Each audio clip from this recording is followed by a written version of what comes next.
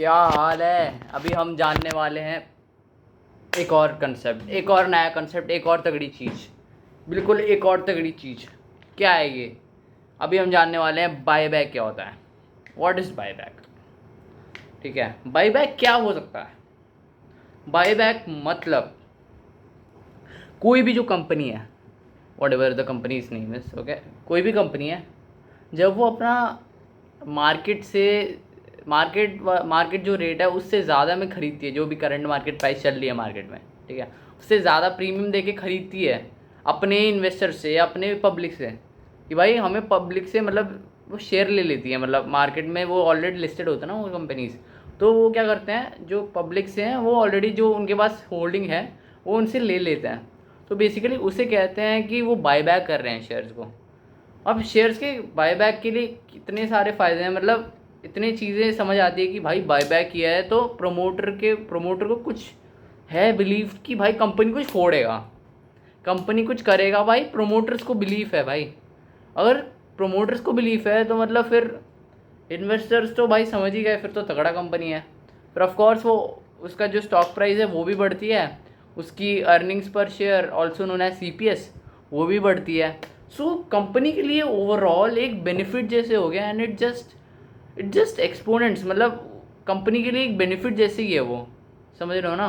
तो stock price increase होती है, और ये भी समझ आता है कि उनके पास एक्चुअल में पैसे हैं, पैसे पड़े हुए हैं, मतलब उनकी जेब में है पैसे, सफिशिएंट कैश पड़ा हुआ है उनके पास कि खरीद सकते हैं वो, कि वो बायबैक मतलब कर सकते हैं। और ये भी समझ आता है कि भाई आगे जाके कुछ कम ही होगा, मतलब कोई भी ऐसे ट्रबल नहीं होगी कि इकोनॉमिकली मतलब कुछ होगी, मतलब टर्बुलेंस कंपनी में। ऐसे भी समझ आता है कि यार मतलब अगर प्रोमोटर ने लिया है तो कुछ सोच समझ कर ही लिया होगा ना, और बायबैक क्यों किया होगा और कंपनी का।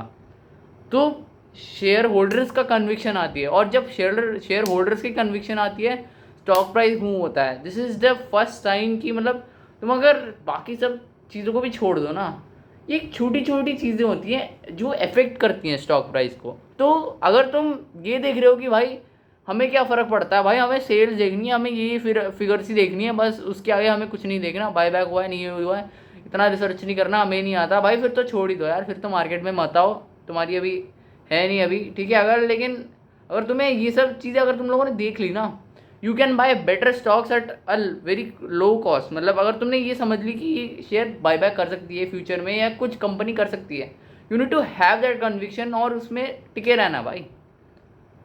समझ रहे हो ना, रिसर्च करके जो भी है तुम्हें समझ आ रहा है कि भाई ये थीम कुछ चलेगा, ये कुछ ये कन्विक्शन रख के पूरी तरह उस पर फोकस करके you should be able to like buy it more in मतलब एक अच्छे लॉट में खरीद लो, मतलब 10,000 मतलब 5,000 रुपये डाल दो उसमें एक शेयर में, तो इट्स दी बेस्ट यार। तो मतलब बायबैक इसका मतलब ये होता है कि मैंने जो बताया अभी, कि बेसिकली इससे बहुत सारे बेनिफिट्स होते हैं, कंपनी के स्टॉक प्राइस बढ़ता है, ठीक है, स्टॉक प्राइस अच्छा खासा बढ़ता है, EPS अच्छा खासा इंप्रूव होती है, ठीक है, EPS इंप्रूव होता है तो भाई ओवरऑल शेयर प्राइस इंप्रूव होगा, वही सब, फिर पब्लिक खुश, कंपनी खुश, सब खुश, बस उतना ही है।